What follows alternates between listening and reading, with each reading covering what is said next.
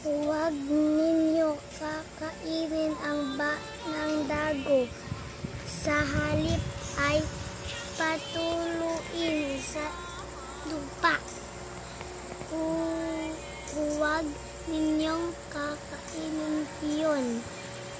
Mapapanuto kaya at ang inyong mga anak kung gagawin ninyo ang naaayon sa kalooban ni Yahweh. 26. Ang lahat ng handog na dapat ninyo ibigay at ang inyong na dapat ninyong ibigay at ang inyong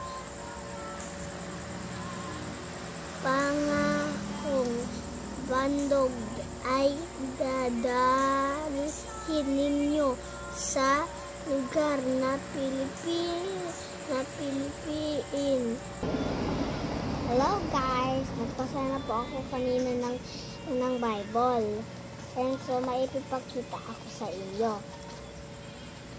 Ang mga ito guys, yung galing sa mga devotion ng reviewer ng aking nanay.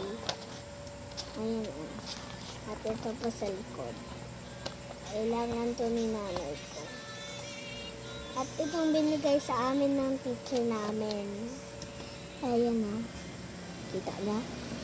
Na isang kasa. At may mga sulat dito. Ayan.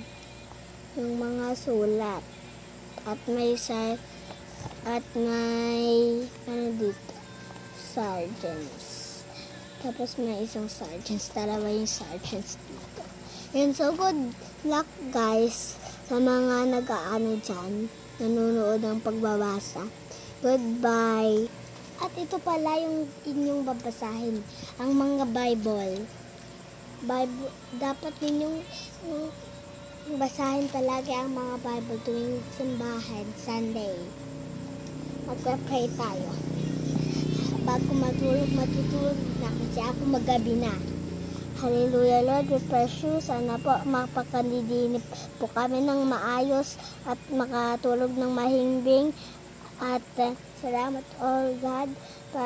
Dapat po sanang magawa niyo po sa amin sa pagtulog po namin. Di po kami matatakot sa dilim, matatakot sa panaginip, at hindi makulit na sa pagkadinip. At hindi lang po nasasaktan po ikaw.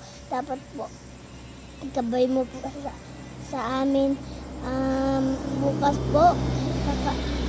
Dapat po Jesus, sana po bukas din na po sasakit yung tiyan ko po bukas. Jesus, hallelujah Lord, we praise you. Kailangan po Jesus ang hindi na sasakit yung tiyan ko. Jesus name we pray, amen. Pagbasahan yung Bible.